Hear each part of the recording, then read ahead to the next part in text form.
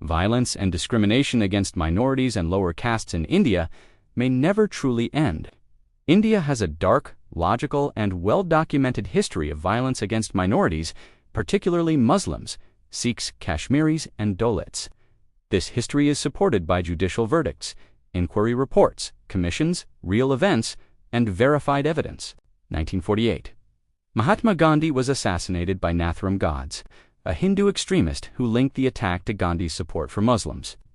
This event laid the foundation for communal politics and religious extremism in independent India.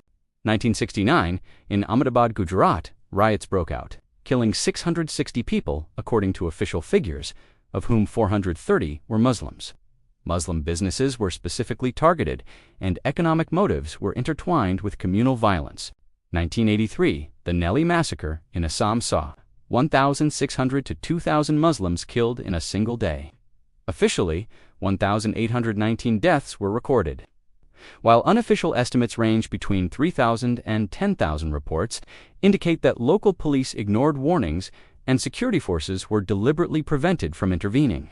1984, the Sikh genocide in Delhi left more than 3,000 Sikhs dead. Courts later recognized the moral and legal responsibility of political leaders. 1992, the Babri Masjid in Ayodhya was demolished by Hindu extremists, triggering anti-Muslim riots across the country that killed nearly 2,000 people. In 2019, the Supreme Court ruled that the demolition was unlawful, but controversially awarded the land to Hindus widely seen as a political victory. 2002 Gujarat riots left 1,044 dead, 790 Muslims and 254 Hindus. Justice was often denied, and questions were raised about state complicity. The Supreme Court later cited state negligence. SIT Report, 2012. 2012, the Bodo Muslim riots in Assam killed hundreds and displaced millions. Official reports pointed to political interests and land disputes as underlying causes. 2013, the Muzaffarnagar riots in Uttar Pradesh killed at least 60 people and displaced over 50,000.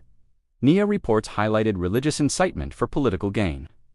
2017, the lynching of Pelu Khan was captured on video. Yet most accused were acquitted, raising concerns about state protection for minorities. 2019, the Citizenship Amendment Act (CA) was passed, which explicitly excluded Muslims from citizenship rights. Protests in Delhi were met with violence, and police bias was widely criticized by human rights groups. 2020, Delhi riots targeted Muslim homes, businesses, and mosques. The Delhi High Court noted negligence by the government and police, while fact-finding missions highlighted deliberate inaction. 2022, in the Bilkis Bano case from the Gujarat riots, convicted rapists and murderers were released on grounds of good behavior, prompting immediate intervention from the Supreme Court. Since 1947, Kashmir has witnessed ongoing human rights violations. In 2018 and 2019, the UN expressed deep concern over judicial and political repression, enforced disappearances, extrajudicial killings, and restrictions on freedom of expression. Separatist and ethnic movements in Nagaland, Tamil Nadu, Tamil Eelam forces, and Assam have also reported mass killings and sexual violence during military operations. The National Human Rights Commission and international organizations have investigated many of these cases.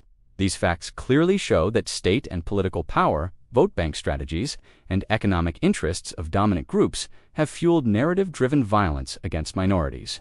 Judicial verdicts, investigative reports, NCRB, NIA, commissions, for example, Sri Krishna, Commission Tiwari report, as well as enacted laws and ground realities, provide undeniable evidence that oppression of minorities in India is a structural problem that can only be addressed through stronger state accountability, judicial oversight, and social awareness.